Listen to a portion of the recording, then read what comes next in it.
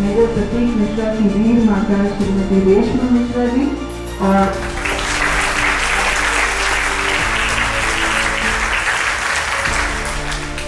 साथ ही साथ उनके अभिन्न और घनिष्ठ मित्र जो उनके साथ बचपन से साथ थे और आज तक एक वीर माता के पुत्र के रूप में अपनी भूमिका निभा रहे हैं, श्री विजय सिंह।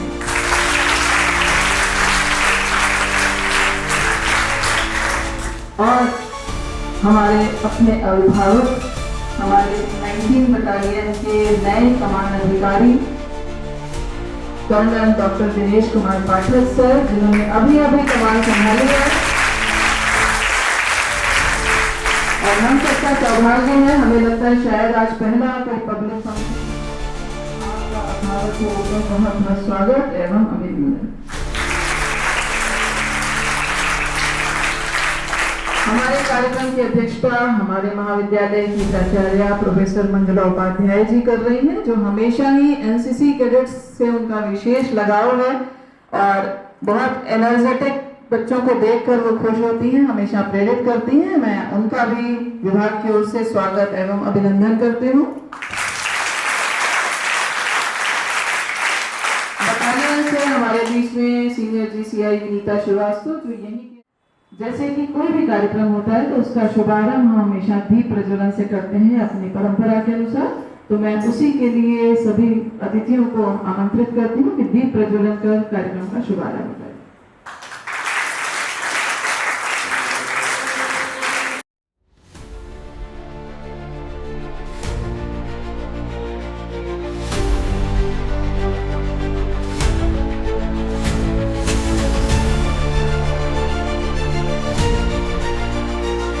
दुनिया की सबसे ऊंचे रण क्षेत्र में लड़ा गया ये युद्ध, इसको जीतने पर भारतीय जवानों के पराक्रम का लोहा पूरे विश्व ने माना।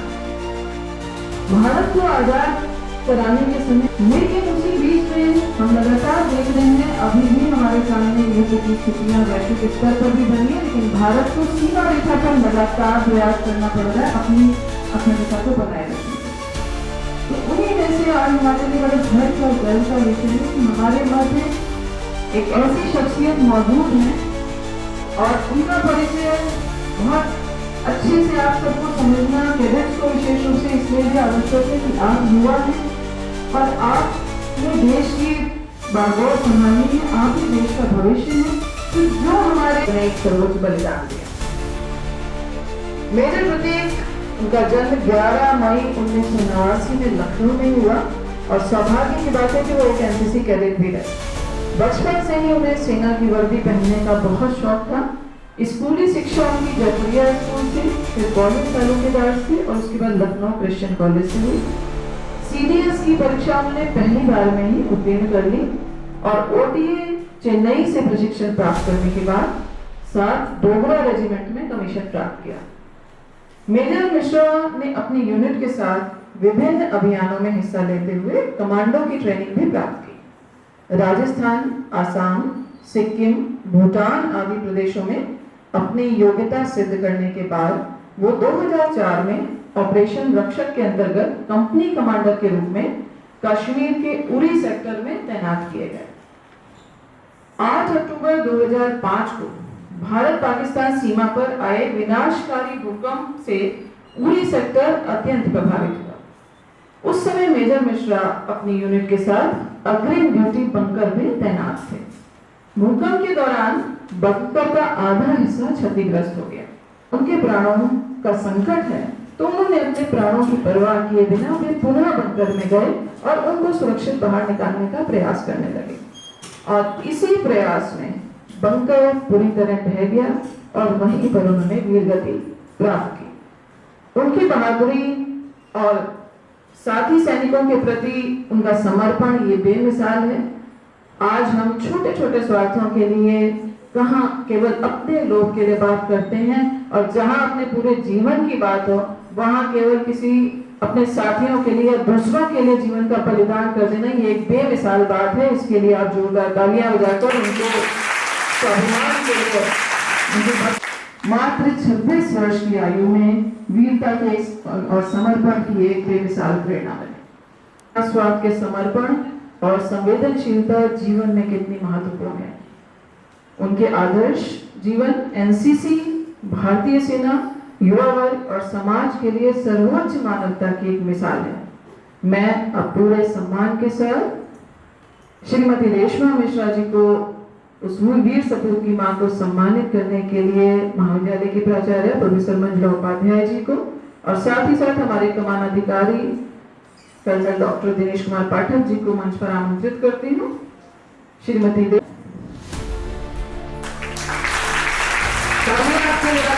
उस सम्मान के भरपूर होने चाहिए।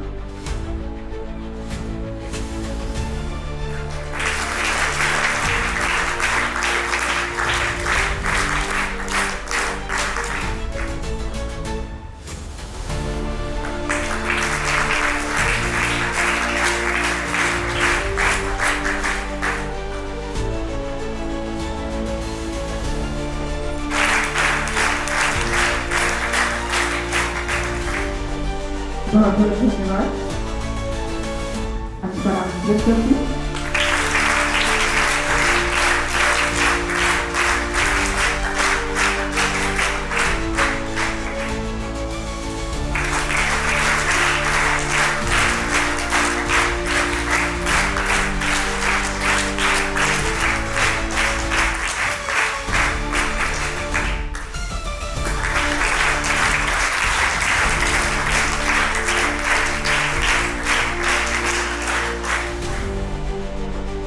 प्रतीक मिश्रा जी के जीवन को देखेंगे।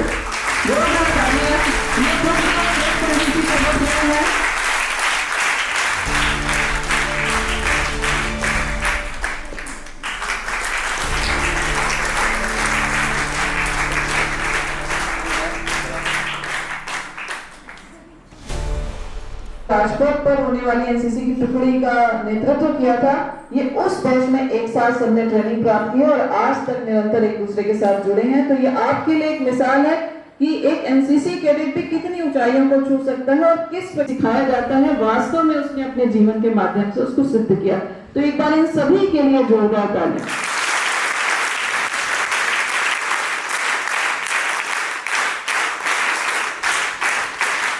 इन सबके लिए यही कहना चाहूंगी कि कभी ठंड कर देख लेना कैसे होती है हिफाजत मुल्क की, कैसे होती है हिफाजत मुल्क की, कभी सरहद पर चलकर देख लेना।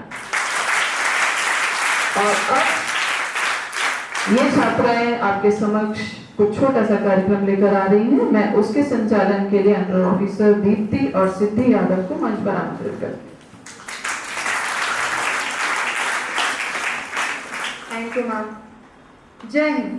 मैं अंडर ऑफिसर सिद्धि यादव, मैं अंडर ऑफिसर दीप्ति आज के इस विशेष अवसर पर यहाँ उपस्थित सभी का हार्दिक स्वागत एवं अभिनंदन करती हूँ। 26 जुलाई का यह दिन भारतवर्ष के इतिहास में 16 अक्षरों में अंकित है। यह सिर्फ एक तारीख नहीं बल्कि उन वीर सरपंच पर आमंत्रित करती हूँ। बढ़ाई भारत माँ की शान, तिरंगे का रखा सम्मान। मैं तुझसे पूछूं हिंदुस्तान बता दे, मेरे हिंदुस्तान उन्हें हम क्या दे पाए, उन्हें हम क्या दे पाए, उन्हें हम क्या दे पाए, उन्हें हम क्या दे पाए, उन्हें हम क्या दे पाए। धड़क रहे थे जिनके मन में देशभक्ति के शोले, कितने सीधे कितने सच्चे कितने मन के भोले। दूल्हे जैसे लगते थे वे पहन बसंती चोले, अपनी दुल्हन आजादी है जाते जाते बोले, जाते जाते बोले कि जिनकी मौत बनी त्योहार, युगों तक हो गई जय जयकार। गगन से ऊंचा था किरदार, धरा पर आए थे अवतार, फांसी की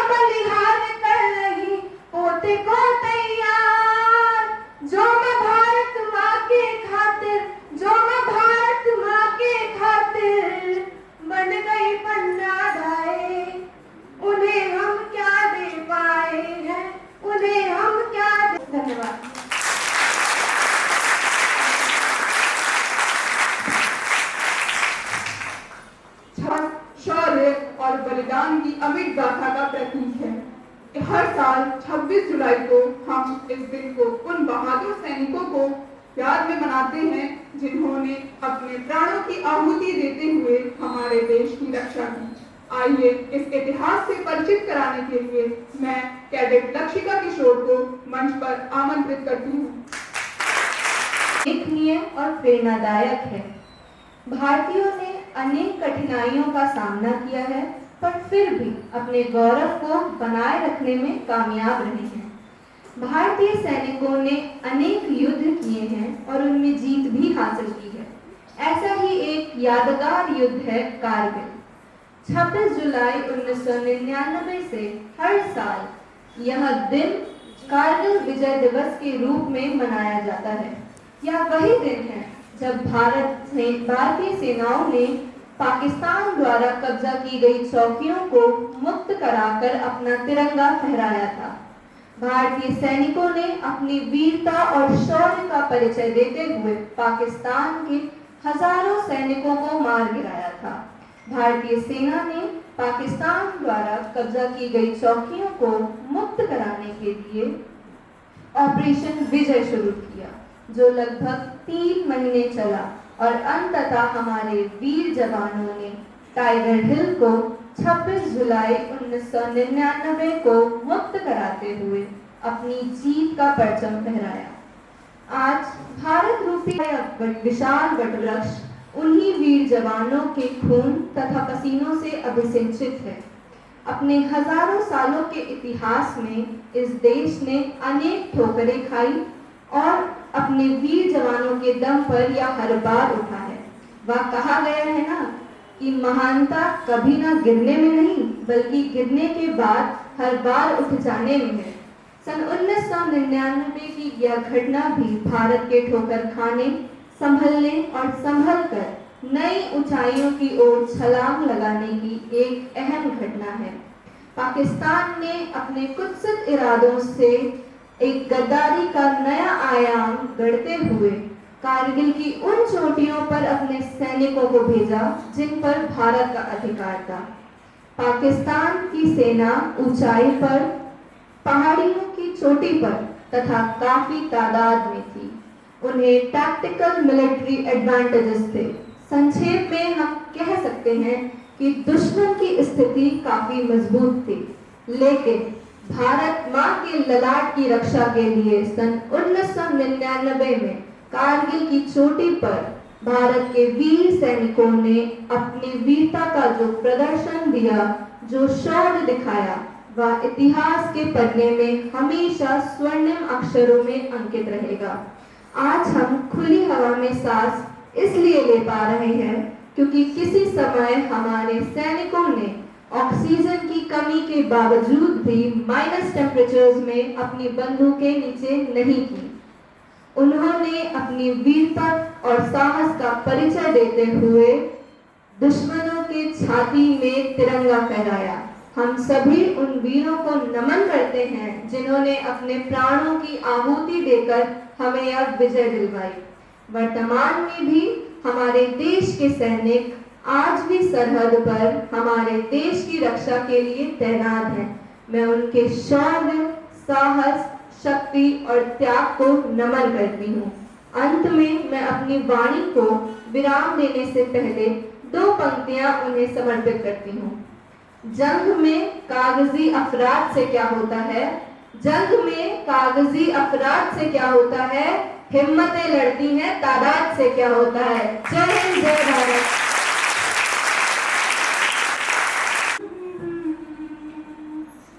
देश से है प्यार तो हर पल ये कहना चाहिए, मैं रहूं या ना रहूं भारत ये रहना चाहिए।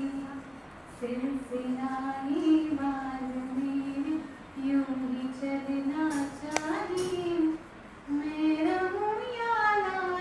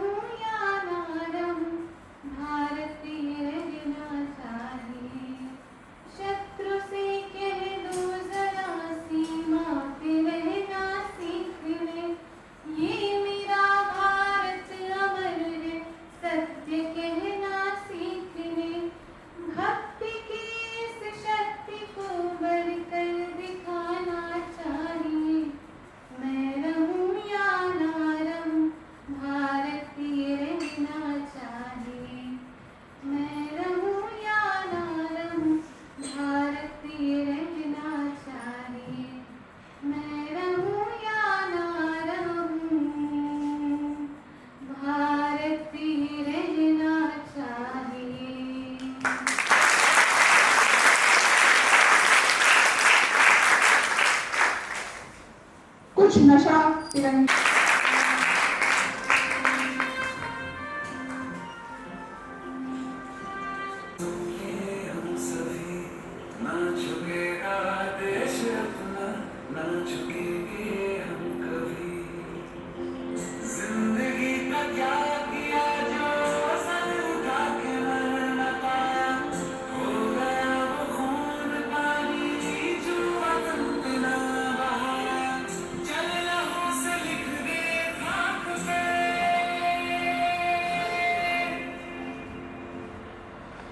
ऐ भारत माँ तेरी माटी तेरा देश पहले, दुनिया के सारे सुख पीछे है, मेरा देश पहले है तिरंगा शहर अपनी, देंगे इस पे जान अपनी,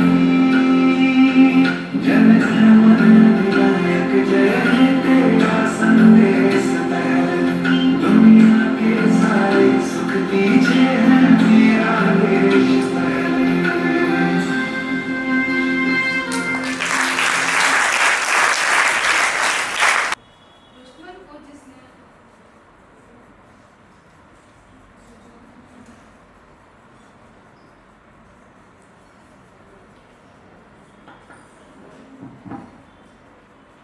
दुश्मन को जिसने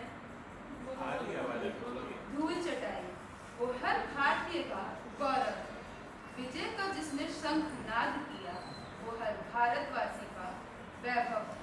उन रणबांकुरों के दम से आज भी यह देश मुस्कुराता है, तिरंगा ऊंचा लहराकर उनका जज्बा दिखाता है। इसी भाव को कविता के माध्यम से आपके समक्ष लेकर आ रही हैं कैडेट प्रीति कुमार।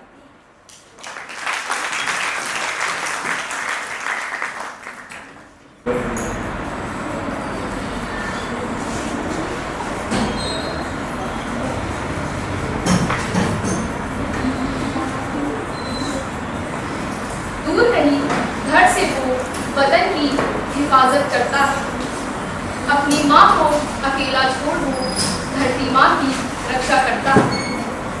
रख कर पत्थर दिल पर अपने सब रिश्तों के मुंह को त्यागता है, हंसते हंसते जान को अपनी भारतवासियों के नाम लुटाता है। दुख उसे भी होता है जब वो अपना परिवार छोड़ सरहद जाता है, कल वापस लौटेगा या नहीं उसे कुछ पता भी नहीं चलता, फिर भी गम छिपाकर हर दम मुस्कुराता है, फिर भी गम छिपाकर हर दम मुस्कुराता है। तिरंगे में लिपटे वो एक दिन बस यही सपना उसका, तिरंगे में लिपटे वो एक दिन बस यही सपना उसका। शत शत नमन तुम्हें धरती के लाल, जो तुम्हारी वजह से चैन से सोता है हमारा हिंदुस्तान। जय हिंद जय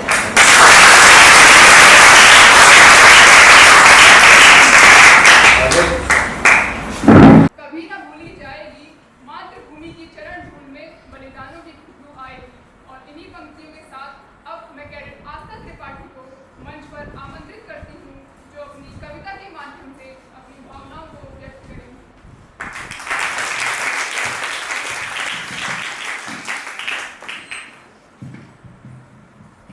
जय हिंद। आज कारगिल दिवस के शुभ अवसर पर आज मैं आप सभी के समक्ष एक कविता लेके प्रस्तुत हूँ।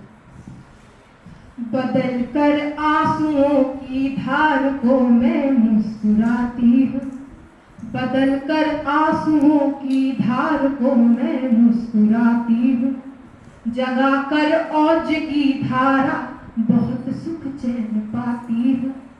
न मेरे शब्द हैं उनके लिए जो देशद्रोही हैं, वतन से प्यार है जिनको उन्हें कविता सुनाती हूँ, कि वतन से प्यार है जिनको उन्हें कविता सुनाती हूँ। अब कुछ पंक्तियाँ उन देश के वीरों के लिए, उन जवानों के लिए जो हमारे सरहद पर खड़े होकर हमारी रक्षा करते हैं। कि काया में देशभक्ति का प्रवाह बनेगा, काया में देशभक्ति का प्रवाह बनेगा, साहस से साजिशों का हल दुर्ग दहेगा, साहस से साजिशों का हल दुर्ग रहेगा।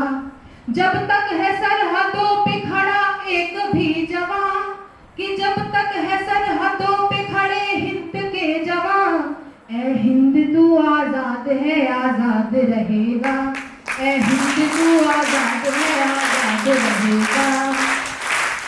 अब कुछ पंक्तियां उन शहीदों के लिए जिन पे हम विश्वास करते हैं, वो हमारे देश की रक्षा किस प्रकार करते हैं, आइए देखते हैं। अगर माटी के पुतले दिल में ईमान जिंदा है, कि अगर माटी के पुतले देह में ईमान जिंदा है, तभी इस देश की समृद्धि का अरमान जिंदा है। न भाषण से है उम्मीदें न वादों पर भरोसा है, जवानों की बदौलत ये मेरा हिंदुस्तान जिंदा है, जवानों की बदौलत ये मेरा हिंदुस्तान जिंदा है। अब अपनी आखिरी पंक्तियों से मैं आपको ये बताना चाहूंगी कि जो का गीत सुहाना सबको अच्छा लगता है, कि राष्ट्रभक्ति का गीत सुहाना सबको अच्छा लगता है, देशभक्ति का दीप जलाना सबको अच्छा लगता है, जननी जन्मभूमि प्राणों से बढ़कर प्यारी होती है, कि देशवासियों के खातिर फूलों की फुलवारी होती है, देशवासियों के खातिर फूलों की फुलवारी होती है।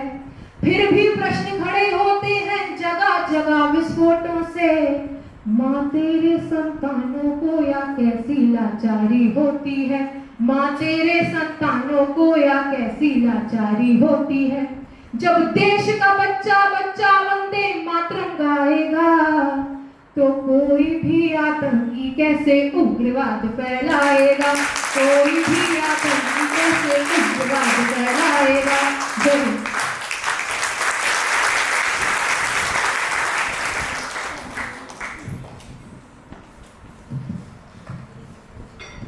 देशभक्ति केवल नारों में नहीं बल्कि हमारी रग रग में बसती है, और जब यह भावना कला के रूप में निखरती है तो हर दिल देशभक्ति के रंग में रंग जाता है। अब मैं सार्जेंट जिया थापा और कॉर्पोरल खुशी सिंह को नृत्य के लिए मंच पर आमंत्रित करती हूँ।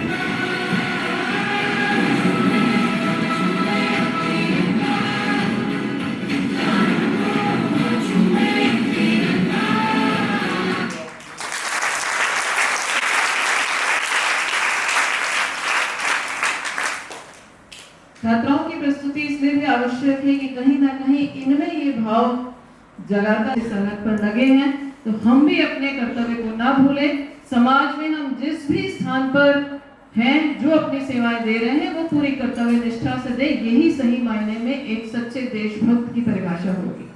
और अब मैं आमंत्रित करती हूँ मंच पर मेजर प्रतीक मिश्रा के सबसे घनिष्ठ मित्र श्री विजय सिंह जी को, जो न केवल उन्हें सबसे नजदीक से जानते थे बल्कि उनके संघर्षों, विचारों और उनके सपनों के भी साक्षी रहे थे।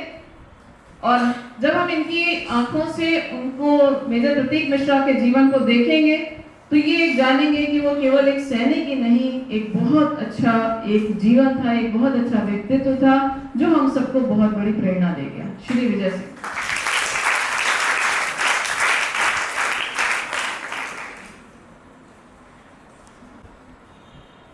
आदरणीय मुख्य अतिथि माता रेशमा मिश्रा जी, विशिष्ट अतिथि हमारे सीयू साहब कर्नल दिनेश पाठक जी, मंजिला में हमारी केंद्र सोडी में सहित सभी वीर माता और बैठे हुए यहाँ सभी कैडेटों को करगिल दिवस के इस आयोजन पे हार्दिक बधाई और उसका नमन करता हूँ।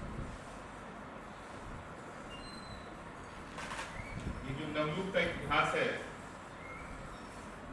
ये बिल्कुल वैसा ही है जैसे किसी जवान की वर्दी पे सजे हुए सितारे।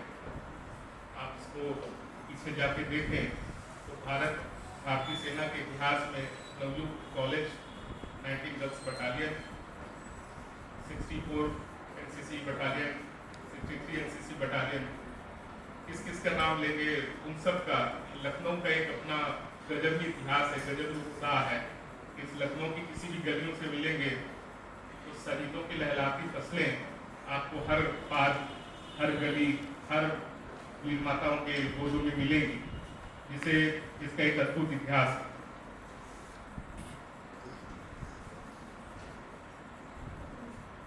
मैम ने बोला कि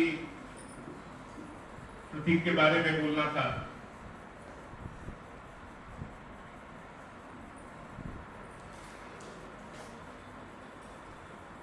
मेरी मुलाकात प्रतीक से क्रिश्चियन कॉलेज में हुई और हम लोगों का हमने लिखने में मन लगता नहीं था, क्योंकि जिंदगी में पढ़ करके कुछ बनना सीखा नहीं था। यही सोचा था कि जो पढ़ के बन के निकलेगा वही औलाद निकलेगा। और बचपन में सपना सिर्फ फौज के अलावा तो हमने कुछ सीखा ही नहीं। जिंदगी भी आपको कुछ करके ही सिखाती है। जरूरी नहीं है कि जिंदगी में आगे बढ़ने के लिए किताब पढ़ करके कुछ किया जा सकता। एक लड़का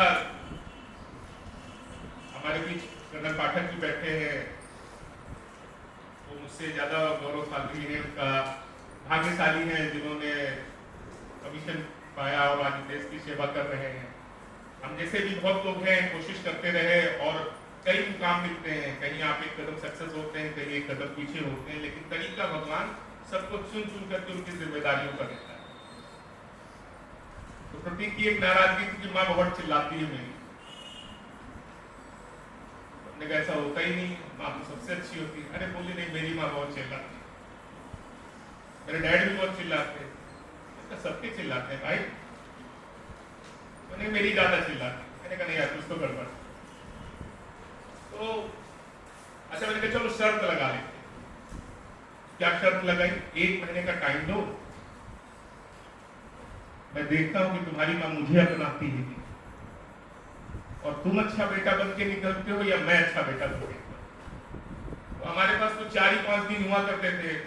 जिंदगी उस दूसरी ग्राउंड में बहुत खूबसूरत लगती है। शहर का सबसे खूबसूरत कोना है जहाँ छोटे छोटे पौधे लग करके बढ़ करके इस देश को गौरव बढ़ाते हैं। वहीं से सेना के जवान निकलते हैं।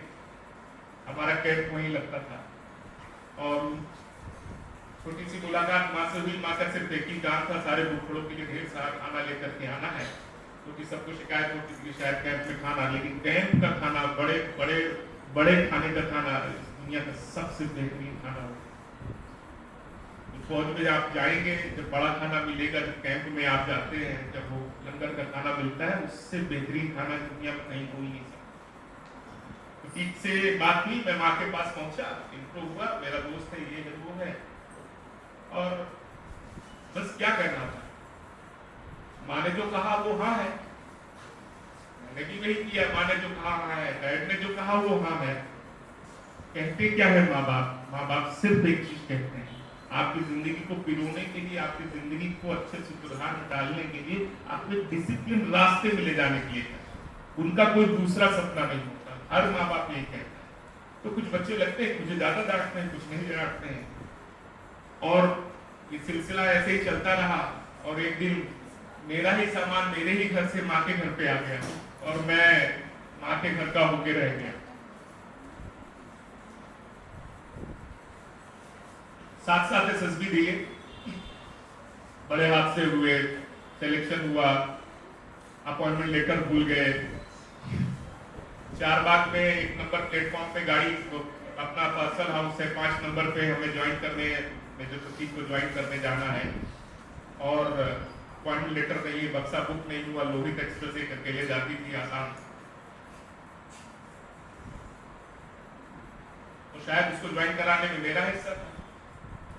एसएसबी देने जाना था तो साहब एसएसबी का लेटर ही भूल गए। अपॉइंटमेंट लेटर जब आया तो कॉपी फोटो स्टेट की दुकान पे भूल गए, लेकर के ट्रक से और गाड़ियों से वो लेटर आता हूँ कि माध्यम बनता, माध्यम हर आदमी किसी की जिंदगी में बनता है और वही माध्यम मैं था हूँ। 2 लोग थे घर में, एक को देश ने चुना, एक को माँ ने चुना, मैं माँ के पास हूँ।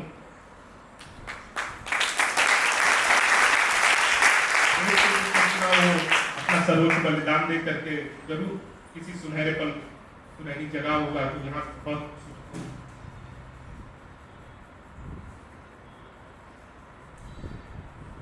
सी कहानियां हैं। दोनों लोग, हमारे वहाँ पार्क है इंदिरा नगर में, आई बहुत खूबसूरत पार्क है, major Prateek Mishra park, major Ritesh Sharma park, colonel Tiwari साहब का पार्क, भरा हुआ है शहीदों से हमारा मोहल्ला, भरा हुआ है शरीफ अफसर से हमारा मोहल्ला। ये बच्चे जो अभी यहाँ पे कविता गा रहे थे, वो हम कहता है कि कुमार विश्वास मना, यहाँ भी तो थे, आप खुद महसूस कर सकते हैं, ये रोए खड़े हो गए करता हूँ। तो ये भी एक माध्यम है कि आप किसी ने किस तरह किसी चीज को रचा बसा सकते हैं, कैसे आगे बढ़ा सकते। दोनों भाई बैठे थे घर में, तो हम आगे हो ही गए थे, प्रतीक की जगह विजय पहले थी, दीदी भी पीछे थी। अब जो कुछ होता था माँ और डैड मुझसे पूछते थे, तो मैंने चैलेंज करके पूरा दिखाया और हम दोनों साथ हो गए। एसएसबी दे रहे थे तो हमने उसी पार्क में जहाँ आज उसकी मूर्ति लगी है, मैं बहुत खिलाफ था, मूर्ति नहीं लगनी चाहिए, बट डैड ने कहा नहीं, शहीदों की शहादत को हर जगह पहुंचना चाहिए, उससे नहीं बहुत तैयार। हमने उनकी बात को माना और आज बहुत अच्छा पार्क हमारे पास, उसी पार्क में बैठ करके हम लोग बात कर रहे थे कि यार दोनों घर से चले जाएंगे तो क्या, तो बोला ठीक है चलो दोनों लोग एक प्रॉमिस करते हैं एकदम। तो मैंने कहा बोलो, तो बोले अच्छा जो जाएगा वो एक घर पे देखेगा। मैंने कहा डन।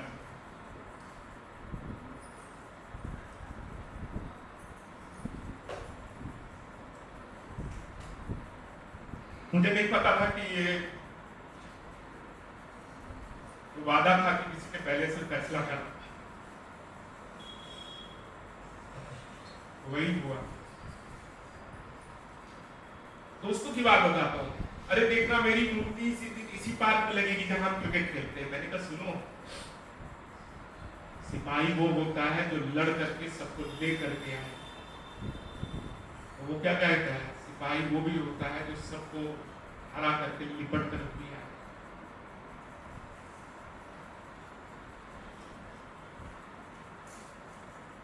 हमारे घर की जिंदगी में, हमारी जिंदगी में अक्टूबर हम मिला जुला मनाते हैं। मेरा भाई भी 8 मई को गया और मेरा बेटा भी 8 मई को ही पैदा हुआ। मुझे नहीं पता कुदरत ने क्या दिया, लेकिन उसी पार्क में जब हम शहादत दिवस उसका 8 अक्टूबर को मना रहे थे और माँ दिया जला रही थी, उसी वक्त मैं इसी मेडिकल कॉलेज में खड़े हुए अपने बेटे को हाथ में लेकर के मैं ये नहीं समझ पा रहा था, बेटा है मेरा भाई। मेरा बेटा पता है अभी भी अंगूठा चूसता है, 6 में पढ़ता है सीएमएस में। मैं उससे कभी नहीं कहता कि अंगूठा छोड़ दो, मैं उससे कहता हूँ ग्रेनेड की पिन नहीं निकली, और वो तुरंत अंगूठा चूसना छोड़ देता। मेरी बीवी कहती है अरे तुम अपने सपने क्यों लाते हो? मैंने कहा सपने मेरे थे, देख हो रहा है, मैंने कभी थोड़ी ना उससे कहा है। लेकिन मुझे कभी भी इस भारत देश ने, कभी भी भारत देश की सेना ने, कभी भी एनसीसी कैडेट की टीम ने, मैं जब भी 7 डोगरा के किसी भी प्रोग्राम और फंक्शन में जाता हूँ, मुझे कभी भी नहीं लगता है कि मैं कमीशन ऑफिसर नहीं हूँ। मुझे वही सम्मान, वही इज्जत पूरी यूनिट के थ्रू मिलती है जो मुझे आज यहाँ मिल रही है। और मैं प्रतीक को इसके लिए थैंक यू बोलता हूँ कि उसने जो जिम्मेदारी थी मैं उसको थोड़ी सी निभाने की कोशिश करता हूँ। कितना सक्सेस हो पाता हूँ, कितना नहीं।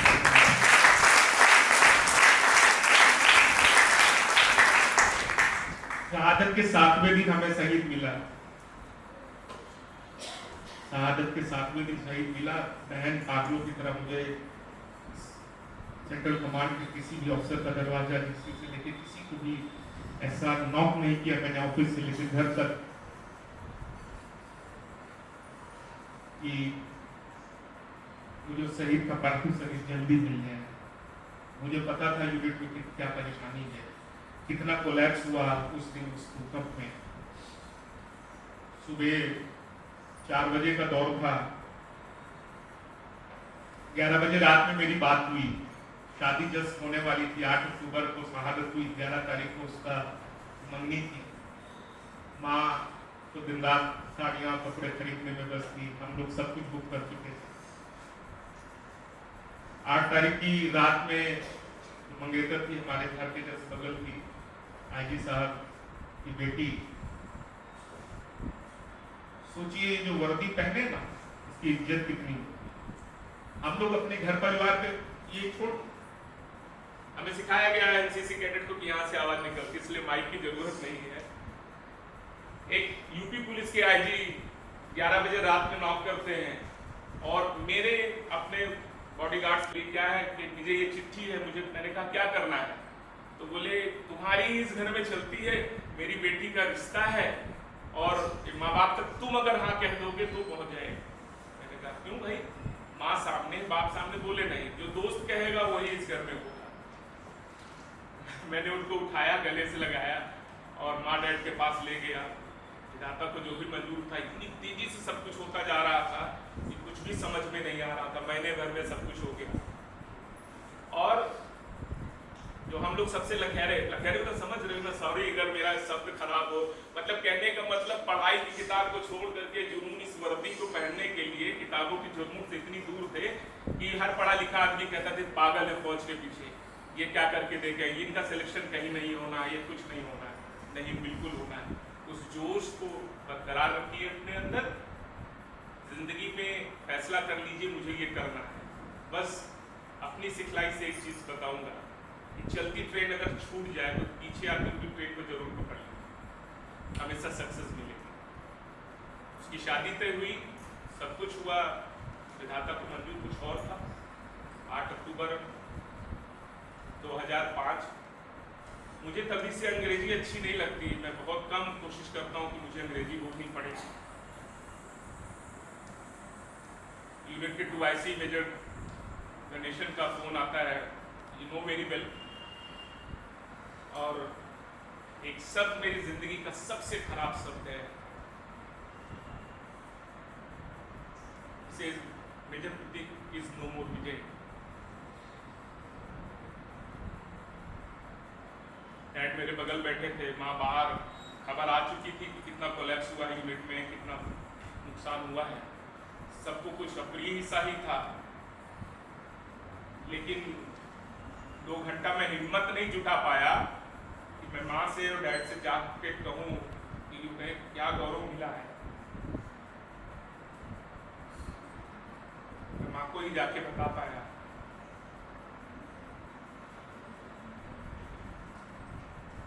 सात दिन बाद हम उसे तिरंगे पे लपेट करके हमें वो मिला 6 फीट।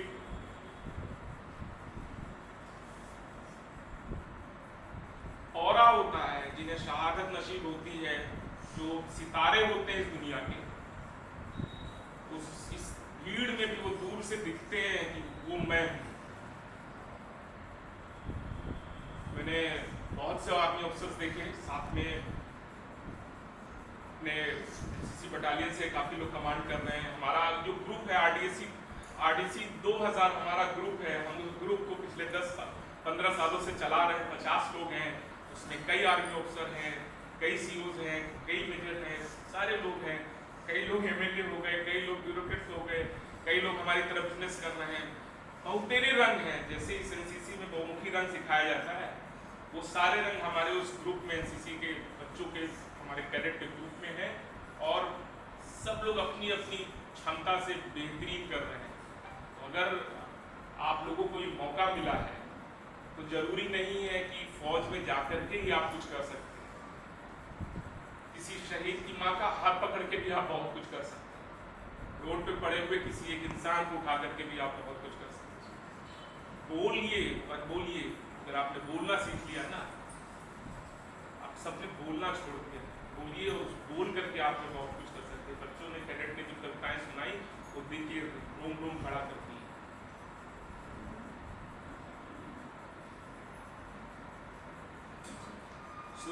वो पानी के बाद क्या आता है मैम? तो बारिश होती है। क्या इंद्रधनुष रंग देखा है कभी उसका?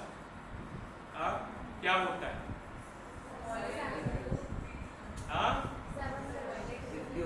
वो आपकी वर्दी का रंग है, इस भारत देश की वर्दी का रंग है, आपके तिरंगे का रंग है। इस नजरिया बदलिए, रंगों को अलग अलग छोड़िए। आज फिर देखिएगा बारिश चल रही है, मेरा शब्द एकदम सही। इस वर्दी में जो जो रंग पिरोए हैं, इस कैप में जो भी हैं, सारे रंग हैं उसमें। भगवान ने हमें ये मौका दिया है और हम बहुत ही भाग्यशाली हैं कि इस देश में रहते हैं।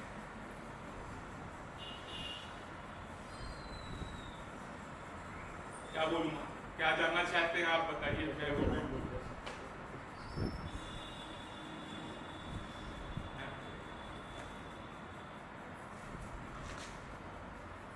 शब्दों में हम कभी किसी को पिरो नहीं सकते। शहादत को तो कभी नहीं पिरो सकते। मन भरता है। माँ ने कहा विजय तुम्हें चलना है, मैं तो कुछ बोल नहीं पाऊंगी। हमने कहा करके तू भी ने सब कुछ दिखाया और बोलने के लिए मैं क्यों चलूंगा?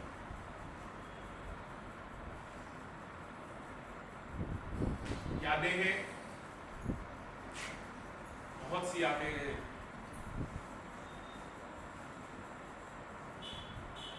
सर,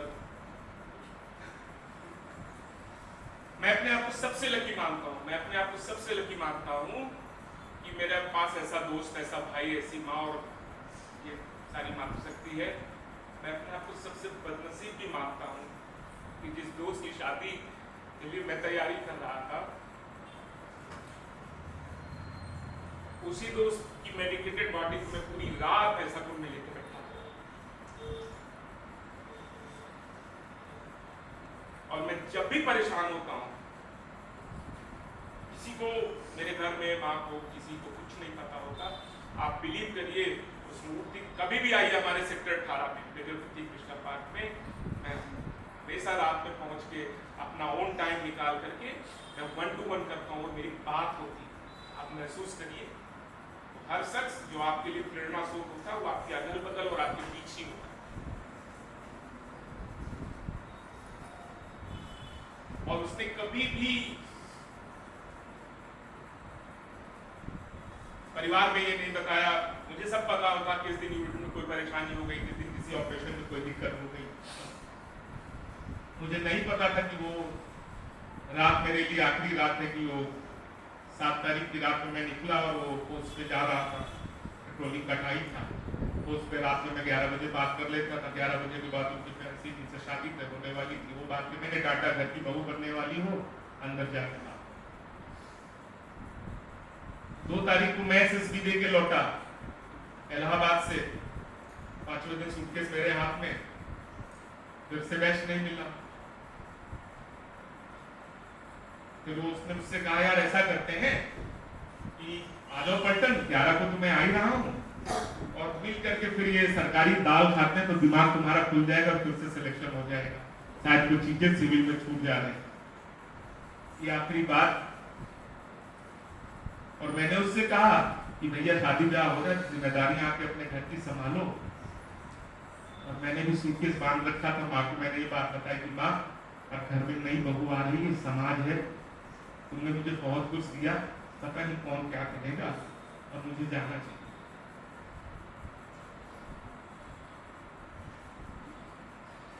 वो सूटकेस कभी घर से नहीं उठा,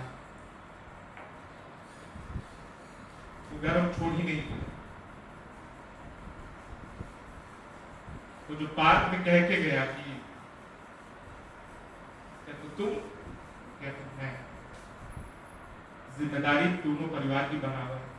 शायद वो मेरे हिस्से में था और वो सुनहरा तिरंगा उसके हिस्से में था। मैं सल्यूट करता हूँ ऐसी माँ को, ऐसी मातृशक्ति को जो सब हमारे बीच बैठे हैं। ये कैडेट जो भारत का भविष्य है। बस सपने बड़े देखना, ये मेरा एक्सपीरियंस है कि अगर जिंदगी में आप हवाई जहाज पे चढ़ना चाहते हैं तो सबसे पहले साइकिल के लिए सोचिए, तब आपको साइकिल जब मिलेगी तब जरूर आपके हवाई जहाज का सपना पूरा होगा। और ध्येय हमेशा ऊंचा रखिए, तभी जाकर के हम जिंदगी में कुछ कर पाएंगे। बड़े बड़े फिलोसफर मिलते हैं आजकल, सब सिखाते होंगे इंस्टाग्राम, यूट्यूब, अपने लिए जिए। हर आदमी कहता है अरे यार अपना देख, वो सिर्फ इंस्टाग्राम की लाइफ पे अच्छा लगता है। जिंदगी में अगर आपको कुछ सीखना है, कुछ करना है और जिंदगी जीना है और खुश रहना है, तो जरा दूसरों के लिए जी के देखिए, तब जिंदगी का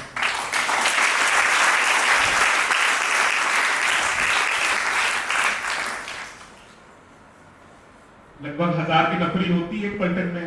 आप सही कह रहा हूँ, 850, 900, 950, 1100 ऐसी नौकरी होती है।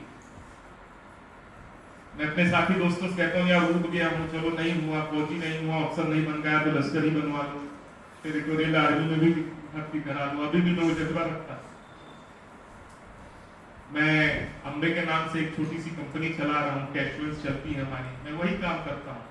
कोई सुरक्षा कर रहा है सीमा पर, हम सुरक्षा कर रहे हैं आपके रुपए। कैशुअल्स चलती है हमारी, 875 लोगों को नौकरी दे रखी है भगवान ने मेरे माध्यम से। तो ठीक है, मैं वहां नहीं कर पाया 1000 लोगों को कमांड, मैं 850 लोगों को यहाँ कमांड तो कर रहा हूँ। मेरे पास माँ बैठी है यहाँ, सुबह शाम जैसे ही कुछ कह देती है, मैं 200 कॉल को गाली दे देती तो हीमोग्लोबिन भी बढ़ जाता है, अच्छा सा हो जाता है।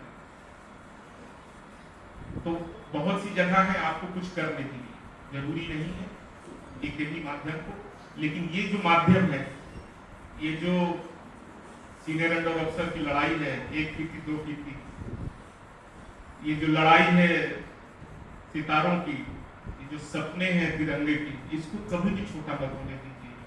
जिंदगी में इसको हमेशा आगे रखिएगा, तभी जाकर के कुछ हम कर पाएंगे और हर तरह से देश की सेवा हम लोग कर सकते हैं। बस एक दिल में छोटी सी बात है, मनोज पांडे साहब भी बगल में गोमती नगर में परिवार है, अंकल है, मेजर विक्रेश शर्मा भी हमारे घर के जस्ट बगल में ही रहते थे, शहीद हुए। बहुत से ऐसे परिवार हैं, सुनील साहब का परिवार है। आजकल वो सांवरिया कोई पिक्चर चलाई है, कुछ आई है, सही आ रहा, सुना काफी लोगों ने उसको देख कर। जो बच्चे हैं ना, जिंदगी में सच में थोड़ा सा टाइम निकाल करके खोज करके उनके घर पे जाके देखो, उनसे मिल के देखो, जिंदगी की सबसे बड़ी खुशियां मिली। मैं पूरे साल देश में कहीं भी रहूं, महीनों घर पे रहूं नहीं रहूं, लेकिन 8 अक्टूबर मेरे जिंदगी में मेरे जन्मदिन से ज्यादा, मेरे बच्चों के जन्मदिन से ज्यादा, ये किसी भी चीज से सबसे ज्यादा जरूरी होता है वो 8 अक्टूबर, जिस दिन मेरा भाई देश के काम आया। उस 8 अक्टूबर से पहले हम आ करके, चाहे वो 400 आदमी लगे चाहे 4 आदमी लगे, उस जगह को दुरुस्त रखते हैं हमेशा। लोगों से कहते हैं उस पार्क की चारों तरफ टहलो, कुछ लोग फूल भी चुराते हैं, तो आंटियों से कहते हैं हमारे चढ़े हुए हैं शहीदों के लिए फूल, इनको चुरा करके भगवान को चढ़ाने से कोई फायदा नहीं। हर शहीद पार्क के फूल तो शहीदों के पैरों में पहले ही चढ़े। वहां आकर के बैठते हैं। 400 हो लेकिन उस आग के टुकड़ों को कभी नहीं भूलते हैं।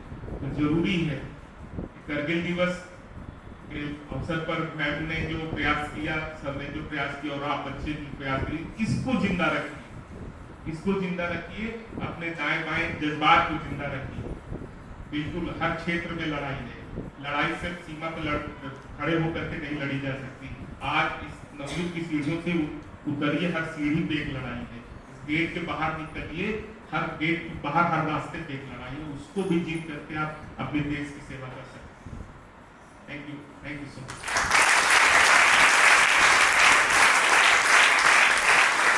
कुछ किया जा चुका और जो अभी भी किया जा रहा है हमारे जवानों के द्वारा, लेकिन हम सब समाज में जहाँ भी हैं वहाँ अपनी जिम्मेदारी को अच्छे से निभाएंगे, तो यही हमारी उनके प्रति सच्ची श्रद्धांजलि होगी।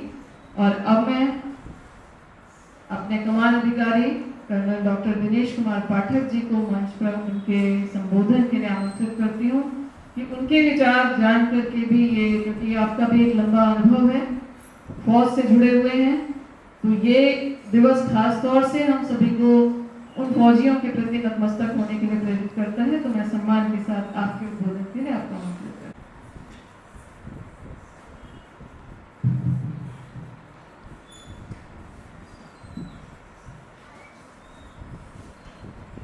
आज के मुख्य अतिथि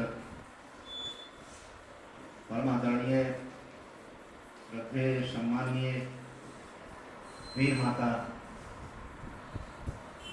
श्रीमती रेशमा मिश्रा जी, श्री विजय सिंह जी, प्रिंसिपल महोदया मेजर सोदी और सम्मानीय शिक्षक वृंद तथा जाबाज बहादुर एनसीसी के कैडेट्स। अब इतना भावपूर्ण वातावरण बन चुका है और इतने जीवन उदाहरण प्रस्तुत हो चुके हैं बहादुरी के, जज्बातों के, और जीवन में उन जज्बातों को, उन बहादुरी के कारनामों को उतारने के, कि हम कोई भी उदाहरण आपको देंगे वो बहुत ज्यादा प्रभावी नहीं होगा जो अभी आप लोगों ने सुना। मैं खुद भी स्तब्ध था, रोमांचित था, रोम रोम खड़े थे, भावुक भी था एट द सेम टाइम। बहादुर के हम लोगों के जीवन काल में वाकई बहुत सारे ऐसे पल होते हैं जो जीने पड़ते हैं। हम जीते हैं, भूलते भी रहते हैं, कुछ विशेष पल याद भी रहते हैं। समय भी काफी हो गया है तो बहुत ज्यादा हम अपने जीवन की सारी कहानियां तो नहीं बताऊंगा। आपको प्रेरणा देने वाली भी बहुत सारी बातें किसी और मौके पे बताऊंगा। इस वक्त एक छोटा सा एनेक्डोट जरूर बताऊंगा। मैं तैनात था as a lieutenant in Assam, तो रोज तैयार होकर के सीआई हाउस एरिया था, तो वहां पर काउंटर इंसर्जेंसी के जो भी इलाके होते हैं वहां पर अधिकारी अकेला नहीं जा सकता, उसके साथ कम से कम 10 लोग आगे पीछे चलेंगे, उसके साथ वो ऑपरेशन में जाता है या वैसे भी जाएगा तो अकेले जाना बिल्कुल मना होता था। अधिकारी की कीमत ज़्यादा होती है, आतंकवादी चाहते हैं अधिकारी का नुकसान करें तो उन्हें ज़्यादा। आतंकवादियों की श्रेणी में जो सेल्फ स्टाइल कमांडर आप सुनते होंगे न्यूज में, होता नहीं, सेल्फ स्टाइल एरिया कमांडर, ये कमांडर, डिवीजन कमांडर, वो खुद को घोषित स्वघोषित होते हैं, तो वो चाहते हैं कि अधिकारी का नुकसान करें। इसलिए अधिकारी हमेशा सुरक्षा के साथ और पूरे सतर्कता के साथ चलना पड़ता है। हम भी चलते थे, लेकिन हम जब भी कभी अम्बुश पेट्रोलिंग, रात दिन अम्बुश पेट्रोलिंग और search operation, colon and search करना होता था गांव-गांव में जाकर के, जहाँ कहीं कुछ सूचनाएं होती थी यहाँ पर ये आदमी छुपा है या आतंकवादी छुपा है या जो कुछ जैसा भी सूचना होती थी उसके अनुसार हम कार्रवाई करते थे। तो मेरा स्वभाव था कि मैं चलने से पहले अपने 10 ट्रुप्स को लाइन में खड़ा करके फिर उनको कोई ना कोई पहले से याद कर, आज इस वीरांगना की, इस वीर पुरुष की, इस बहादुर व्यक्ति की, जो ऐतिहासिक पुरुष हैं, आज इनकी कहानी सुनाऊंगा। कभी रानी लक्ष्मीबाई, कभी वीर अब्दुल हमीद, तो कभी चंद्रशेखर आजाद, तो कभी किसी की कोई ना कोई छोटी छोटी कहानी उनको सुना करके, उनको प्रेरणा से प्रोत्साहित करके, जोश भर के फिर मैं चलता था लेकर के उनको। ये मेरा स्वभाव था। आतंकवादी नहीं मिल रहा था हमें मारने को, महीनों गुजर गए, हम रोज उसी जोश में जाते थे कि आज मिलेगा, आज जड़ेंगे। एक दिन ऐसे बहादुरी का जोश दे रहा था मैं, इतने में एक पहाड़ी, क्योंकि मैं शहर कुमाऊं में था तो वहाँ बहुत पहाड़ी ट्रुप्स भी थे, गढ़वाल और कुमाऊं रीजन के, देन नेपाल के भी कुछ। एक नेपाली सैनिक था, वो बोलता है तो अब रोज पंप से हवा भर देता है जोश का, और हमें मिलता नहीं है वो। तो हमने कहा बड़ा रिमार्केबल बात इसने कही है। फिर मैंने प्रॉपर उसका विश्लेषण किया, उसको समझाया। हमने कहा देखो, हम ये जो चर्चा करते हैं, ये आप लोगों के अंदर जो जोश भरते हैं, इसके पीछे बहुत बड़ा साइकोलॉजिकल और मनोवैज्ञानिक कारण है। इससे होता क्या है कि हम जोश में रहते हैं तो हम ज्यादा बलशाली होते हैं, हमारी जो एक्टिविटी होती है, हमारे जो ड्रिल होते हैं, वो बहुत ही अच्छे होते हैं। जो आतंकवादी है, जो दुश्मन है, वो तो पहले से ही डरपोक है। अगर वो डरपोक ना होता तो सामने आके युद्ध करता। वो वैसे ही किसी के घरों में गन पॉइंट पे उनके घर का खाना खाता है, माँ बहन बेटियों को बेइज्जत करता है और पैसे ऐंठता है। वो कहाँ से बहादुर हो गया? वो कमजोर है, वो कायर है। इसलिए हम लोग चूंकि जोश में रहते हैं, हमारा जो हाव भाव होता है, ऑरा होता है, आभा मंडल होता है, वो पहले से ही जो रेडिएशन करता है वो बहादुरी का करता है। तो उनकी रूह कांपती है पहले से ही, वो हमारा सामना कहां से कर पाएंगे। तो इसलिए हौसला बुलंद ऐसे ही रखना है, मौका मिलेगा हाथ लगाएंगे। तो that is how I was able to pacify him. अभी के बहुत सारे जो वीर माता को सम्मान करने का इस यूनिट ने ये कितना बड़ा आयोजन किया, ये हम तो ये कहेंगे इस महाविद्यालय को का बहुत बड़ा सौभाग्य था।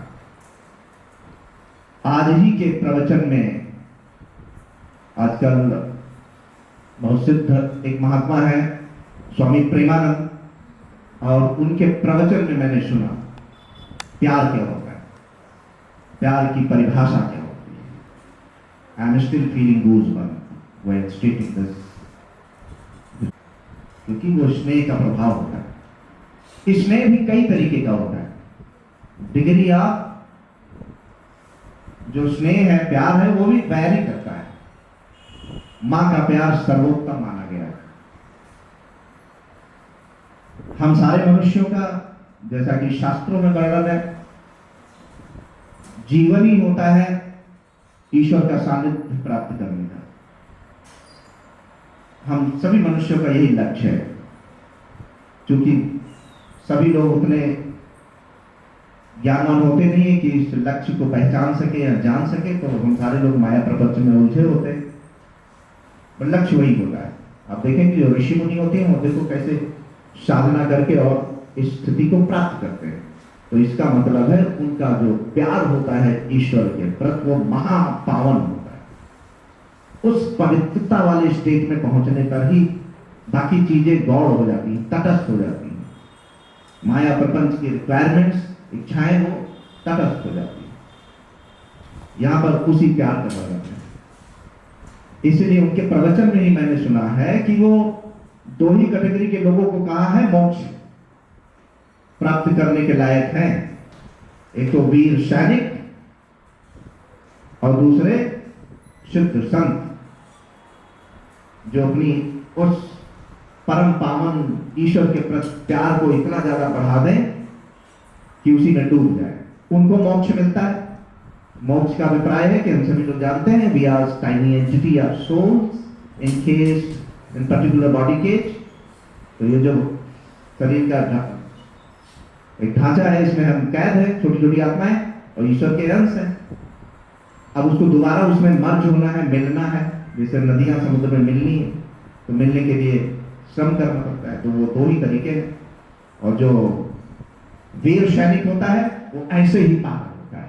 पागल न होता तो फांसी के फंदे को खुद ही चूम करके, आज ऐसे बताया उन्होंने कि खुद ही चूम के लो, लाओ पहनाओ मुझे।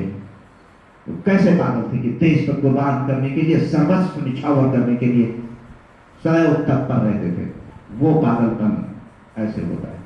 और यही इसी की वीर गाथा का जीवंत उदाहरण विजय जी ने कारगिल विजय दिवस के उपलक्ष्य में आयोजन जो आपने किया उसको उन्होंने जीवंत उदाहरण प्रस्तुत किया। तो मैं बहुत ज्यादा ना कहते हुए, जोश मुझे भी आ गया है, मैं भी कुछ कविताएं यदा कदा लिखता रहता हूँ। एक बार रजौरी बॉर्डर पे तैनात था, मैं अंपायर बनाया गया था।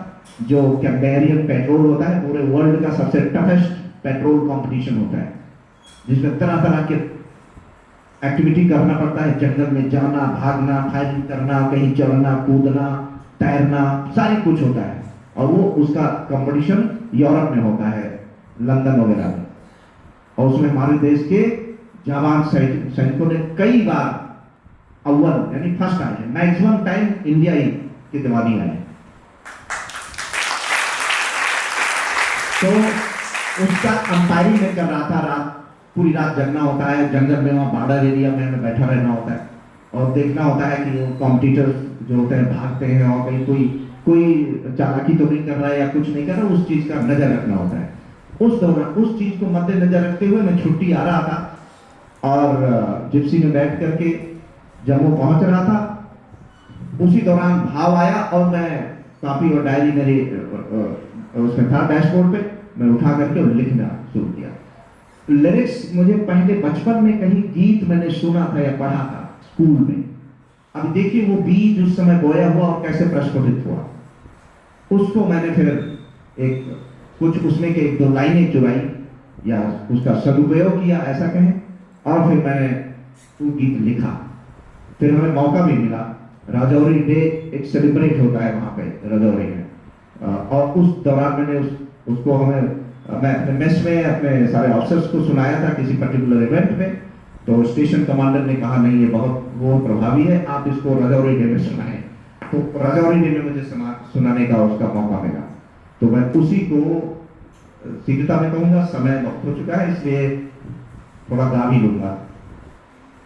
इसकी मीनिंग को समझना, मैं इन्हीं वीर माताओं के भाव को कैसे प्रकट किया हूं अपने शब्दों से। हिंद के नौजवानों, इसका टाइटल है सैनिक की ललकार। हिंद के नौजवानों उठो शान से, अपनी हस्ती दिखा दो वतन के लिए। फूल माला समर्पित हमारी उन्हें, खून जिसने दिया है चमन के लिए। जिसने सर्वस्व अपना निछावर किया, देश की आन पर, देश की शान पर। देश उनका हमेशा कर्जदार है, एक पाई न रखा कफन के लिए। हिंद के नौजवानों, अपनी माँ से बड़ी भारती माँ रही, ले शपथ आ डटे घोर संग्राम में। वीरता और साहस का जौहर दिखाओ, वीरता और साहस का जौहर दिखा। काल वो बन गए दुश्मनों के लिए। हिंद के नौजवानों, याद आई अगर घर की जब भी उन्हें, याद आई अगर घर की जब भी उन्हें, देशवासी हर एक उनको अपना दिखा। दिल पे पत्थर रखा, डट के लोहा लिया।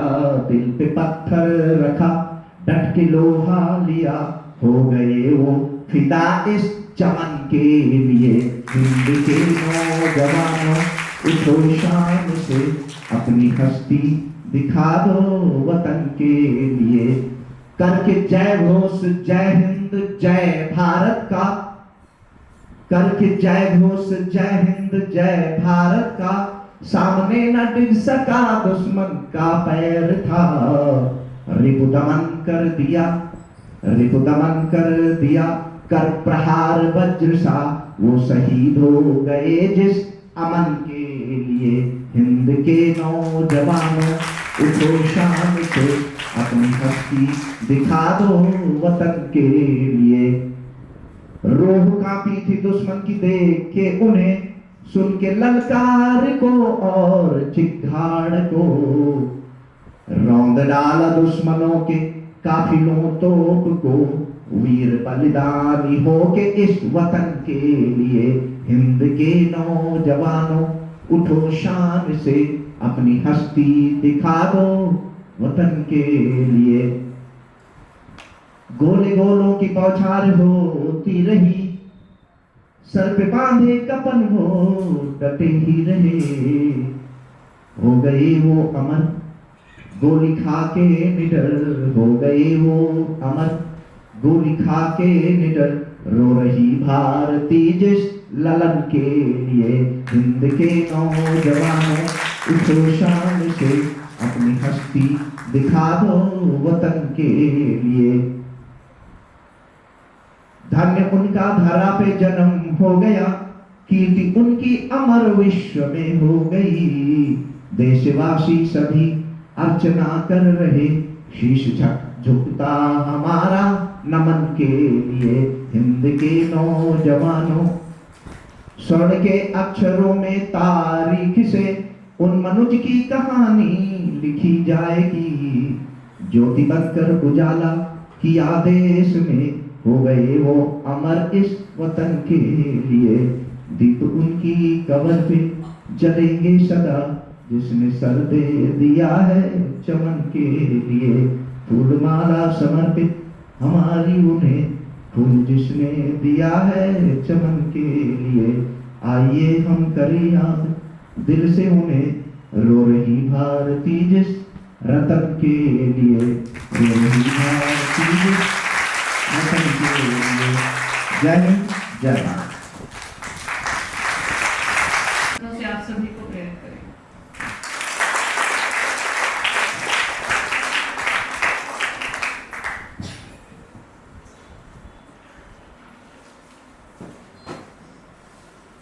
सबसे पहले मैं कारगिल युद्ध में जिन्होंने भी जो भी शहीद हुए, जान गंवाई तो बहुत छोटा सा शब्द होता है, उन सभी को नमन करते हुए आज हमारे इस महाविद्यालय ऑडिटोरियम में प्रांगण में एक वीर माता शहीद प्रतीक मिश्रा जी की माता जी रेशमा मिश्रा जी हमारे बीच हैं। मैं आपको आभार प्रकट करती हूँ कि आप हमारे महाविद्यालय में आए, क्योंकि हम सभी जानते हैं कि अगर आज शिवाजी को हम याद करते हैं तो उनको शिवाजी बनाने वाली माता जीजाबाई थी।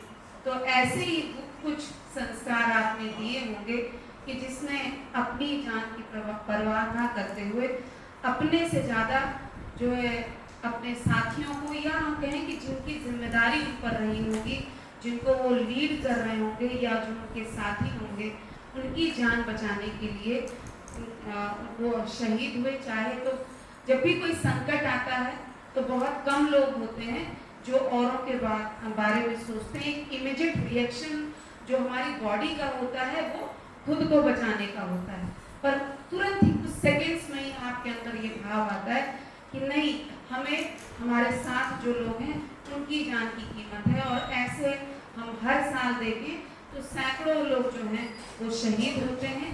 और आपके मित्र श्री विजय सिंह जी प्रतीक मिश्रा जी के, उन्होंने एक जैसे ही एक आपकी उम्र है या इससे कम उम्र में हम सभी के भाव होते हैं, मित्रवत भाव होते हैं, और उस मित्रवत भाव को आपने आज तक जिंदा रखा। और जो आपने अपनी प्रण लिया था अपने मित्र से कि दोनों में से कोई एक परिवार को देखेगा, आप अपनी इस जिम्मेदारी को निभा रहे हैं और आप अपनी माता जी के साथ आए हैं। तो आपको भी जब वो बता रहे थे तो उनके भावपूर्ण उद्बोधन से सभी के आंखों में अश्रु थे। तो वो एक, क्योंकि वो कोई नाटक नहीं है, वो अपने दिल के भाव हैं, उन भावों को जिया है उन्होंने। तो और माता जी के जो ये भाव थे, मैम ने मुझे बताया, मनमीत मैडम ने, कि वो बोल नहीं पाएंगी। तो किसी भी माँ के लिए अपने पुत्र की वो बलिदान दे देगी अपने पुत्र का, और उसके बारे में उसके जाने का वर्णन करना या उसके बारे में कुछ भी बोलना। जिस बच्चे को अगर बुखार भी आ जाता है या एक चोट भी लग जाती है तो माँ उस समय रोने लगती है।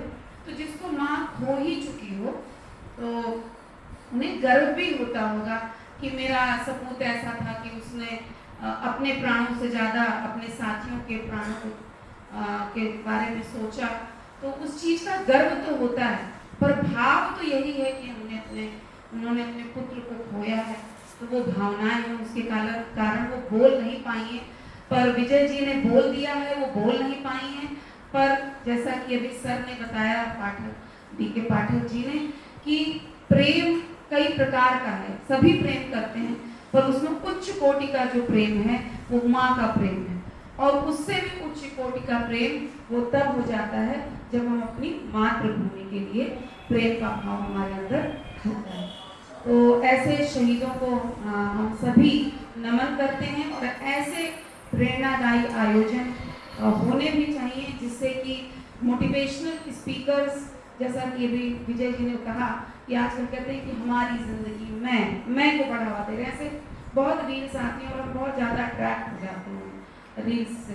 पर मुझे लगता है उससे ज़्यादा बड़ी रील अगर आपने आज उन्होंने जो बोला या अभी पाठक सर ने अपनी कविता के माध्यम से बताया, तो ऐसा आप करें तो वो ज़्यादा ज़रूरी होगा।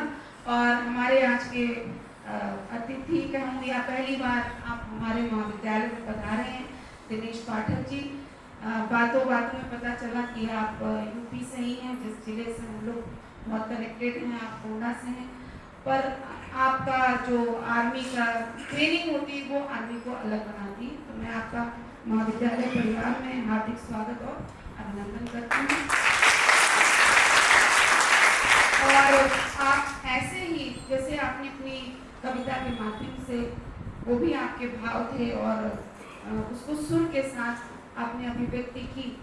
मैं चाहूँगी कि ऐसे ही आप अपना इस महाविद्यालय पे जो है अपना आशीर्वाद बना के रखिए, छात्राओं पे जो एनसीसी कैडेट्स हैं हमारी यूनिट की, और उनको ऐसे मोटिवेट करते थे। क्योंकि क्या होता है कि हमें पता है कि हमें युद्ध पे जाना है या हमें ये कार्य करना है, या जैसे आपका काम है पढ़ाई करने का, पर अगर आपको चाहे डांट या किसी भी तरीके से आपके टीचर समय समय पर पंप वाली जो बात की, समय समय पर पंप नहीं किया जाएगा तो आपके अंदर वो ऊर्जा नहीं आ पाएगी। रोज जब मैडम क्लास में जाती तो पहले 1 मिनट या आधा मिनट आपको डांट पड़ती, वो पंपिंग है कि आपका जो कार्य है उसको ठीक से करिए।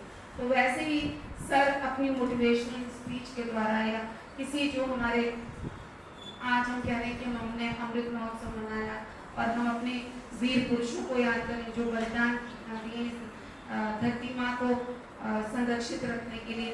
तो आज हम वो बात कर रहे हैं और आप अपने कार्य में ही वो चीज़ करते आए हैं, तो आपको उसके लिए बहुत बहुत धन्यवाद कि आपने ऐसा कार्य किया। क्योंकि ये ज़रूरी है कि हम रोज प्रेरित होते रहें, नहीं तो हम डर हो जाते। जैसे कि हनुमान जी भी थे तो उनको भी जामवंत जी को जगाना पड़ा, तब उनको लगा कि नहीं मेरे अंदर इतनी शक्ति है और मैं कुछ कर सकता हूँ। और फिर उन्होंने कुछ क्या, बहुत कुछ कर डाला, पूरी सोने की लंका को भी ध्वंस कर दिया। और आज अगर हम सीता माता को रामचंद्र जी से मिलवाने के लिए अगर हम कहें तो सबसे बड़े जो बीच में कड़ी थे वो हनुमान जी थे। जितनी हम रामचंद्र जी की पूजा होती है उतना ही हम हनुमान जी को भी पूजते हैं। तो ऐसे पूजनीय बनिए और ऐसा पूजनीय बनने के लिए कुछ न कुछ ऐसे कृत्य करने ही पड़ते हैं कि जो सबसे अलग। और मैं साथ ही साथ हमारे जो एनो मैडम हैं मेजर मनमीत कौर सोधी जी, जिन्होंने जो हमेशा याद रखती हैं कि कारगिल दिवस पे हमेशा ही बहुत भव्य आयोजन करती हैं और किसी न किसी वीर जो हमारे शहीद हुए हैं उनके माता पिता मित्र किसी न किसी साथी को हमारे बीच लाती हैं। तो आपका भी महाविद्यालय परिवार की ओर से धन्यवाद। ऐसे लोगों को ध्यान रखते हैं जैसे इंदिरा नगर के पास ही रहते हैं और आपने जिस तरीके से उस पार का वर्णन किया है, वैसे तो हर अगर हम देखें तो हर मोहल्लों में ऐसे विजय जी कह रहे थे कि लखनऊ वाकई में ऐसी जगह रही है कि हर गली मोहल्ले में आपको ऐसे वीर शहीद मिलते हैं। मनोज पांडे चौराहा जो है वो हम लोग के घर के पास ही है और ऐसे बहुत सारे पार्क भी हैं ये जो है जो शहीदों के नाम पे हैं। और ये मुझे लगता है कि ये भावनाएं जब भी एक पुत्र हो मतलब बेटा होता है वो शुरू में अगर आप देखें वो बाद में उसकी चॉइसेस चेंज हो सकती हैं पर वो अट्रैक्ट अपने चाइल्डहुड में किस चीज़ से होता है, उसको ये होता है कि मुझे वर्दी पहननी है और सेना में जाना है। कुछ के सपने पूर्ण होते हैं जैसे शहीद प्रतीक कृष्ण जी के और कुछ के नहीं पूर्ण हो पाते हैं विजय जी के।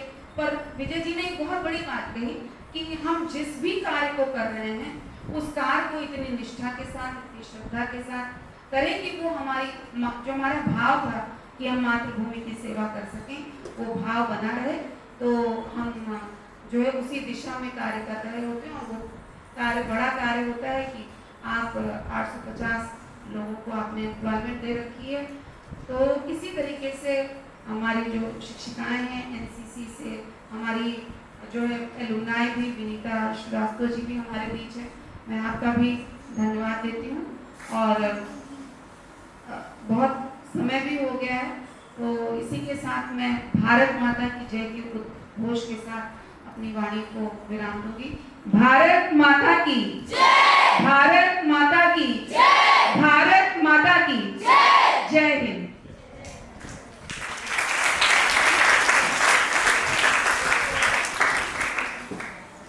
बहुत बहुत धन्यवाद।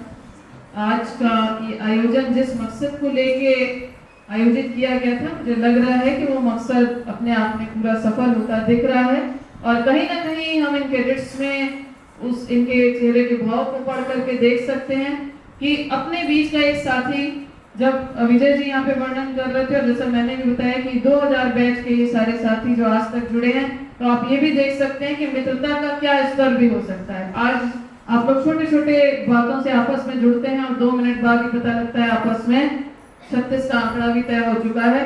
तो मित्रता भी आप सोच के करें और उसके बाद उसको निभाने का भी एक जज्बा रखें। तो निभाने की भी ये सीमा भी हो सकती है, इसको भी आप देखें कि जो कहा था वो आज तक निभाया गया। तो आज इस कार्यक्रम के समापन की ओर है। धन्यवाद, बहुत औपचारिक बात है लेकिन फिर भी कार्यक्रम की एक मांग है। तो मैं सबसे पहले माँ रेशमा मिश्रा जी को बहुत बहुत आभार व्यक्त करती हूँ कि बहुत कम समय में, क्योंकि हम लोगों ने ये 1.5 दिन के अंतराल पर ये कार्यक्रम फाइनल किया। परसों शाम को माँ से बात हुई और आज ये कार्यक्रम आपके सामने है तो आपने बहुत सहजता से इसको स्वीकार किया और बल्कि मुझे थोड़ा डांटा भी कि आज तक तुम आई क्यों नहीं मिलने एक बार भी। तो आपकी डांट सर आंखों पर और अब इस डांट को मैं बहुत जल्दी ही दूर करूंगी और अकेले नहीं पूरे दल बल के साथ आपके पास आएंगे जरूर और इन बच्चों को उस पार्क का भी दर्शन कराएंगे कि देखें उससे मोटिवेटेड हो। तो आपका बहुत बहुत आभार, आपके लिए जोरदार तालियां। विजय जी जो कि शब्द नहीं है, मुझसे छोटे हैं लेकिन फिर भी कई बार ऐसा होता है ना कि उम्र केवल एक नंबर होता है, जैसे जैसे आगे बढ़ती है या घटती है, लेकिन आपके कार्य आपको छोटा या बड़ा बना सकते हैं। तो शब्दों से अब उस बात को हम लोग नहीं ही व्यक्त कर सकते, लेकिन आप में जो जज्बा था, जिस वादे को आपने किया, जो प्रण आप आज तक निभा रहे हैं, ईश्वर आपको इसी तरह से आगे बढ़ाता रहे। हम सबकी बहुत बहुत शुभकामनाएं आपके साथ हैं। आपका भी बहुत बहुत आभार।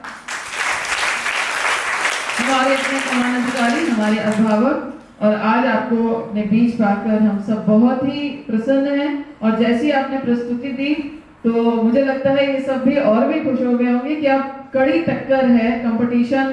अब तो सीओ सर भी हमारे बीच में ऐसे आ चुके हैं कि कंपटीशन खाली कैडेट्स में ना होकर के सर के स्तर तक हमें पहुंचना पड़ेगा। तो एक बार सर के लिए, और ये चीज भी बताती है कि ऐसा नहीं है कि आप लोग की उम्र में ही कुछ सीखने का जोश हो सकता है या कुछ आपका प्रस्तुतिकरण हो सकता है। सीखने की और प्रस्तुतिकरण की कोई उम्र नहीं होती। जो एक बार आप सीख लेते हो वो ताउम्र आपके साथ चलता है। इसका जीवंत उदाहरण सर ने आज पेश किया। आपका भी बहुत बहुत आभार। आपको भी मैंने बहुत कम समय में यहाँ पर आमंत्रित किया। कैंप भी लगने वाला है, आप उसमें व्यस्त हैं मुझे पता है, लेकिन फिर भी आपने समय दिया और बहुत सारा समय हमें दिया, आपका बहुत बहुत आभार। और हमारे सारे साथी सुबह से जो हमारे साथ हैं, मैं सामूहिक रूप से, क्योंकि किसी का नाम लूं और किसी का नहीं लूं, आप सबकी उपस्थिति हम सब के लिए बहुत उत्साह का काम करती है। इन कैडेट्स को विशेष रूप से उत्साहित करती है कि हमारे टीचर्स हमें देख रहे हैं, हम उनके सामने और बेहतर प्रदर्शन कर सकें। आप लोगों का बहुत बहुत आभार। और ये सारे कैडेट्स मुझे लगता है आज आप कुछ सीख के जाएंगे यहाँ से और इस जज्बे को हमेशा अपने अंदर रखेंगे और ये सीख भी अपने साथ लेकर जाएंगे कि जब आज आप छात्र हैं तो छात्र जीवन के जितने कर्तव्य हैं उसका निर्वाह पूरी निष्ठा के साथ करें। फिर जैसे जैसे आप आगे बढ़ेंगे आपकी जो सामाजिक भूमिका होगी उसको अच्छे से निभाएं और देश के प्रति अपने कर्तव्यों का पालन करें। अब मैं बस कुछ पंक्तियों के साथ कार्यक्रम का समापन करूंगी और राष्ट्रगान के साथ कार्यक्रम का समापन होगा। आज के इस विशेष दिवस पर खासतौर से कि हम उस भारत के वासी हैं जिसके होठों पर गंगा और हाथों में तिरंगा है। हमारा भारत वो नीलकंठ है जो खुद विष पीकर दूसरों को अमृत दान देता है। भारत जो सदैव सर्वजन हिताय सर्वजन सुखाय की वसुधैव कुटुंबकम की संस्कृति का पोषक रहा है, लेकिन यदि किसी ने भी इसके स्वाभिमान की ओर को ललकारा है तो इसने भी उसका मुंह तोड़ जवाब दिया है। और आज का ये दिन उसी का प्रतीक है, कारगिल विजय दिवस। और इस अवसर पर हम एक बार फिर से समस्त शहीदों को नमन करते हैं और आप सभी से निवेदन है कि राष्ट्रगान के साथ कार्यक्रम का समापन होगा। अपने स्थान पर खड़े हों।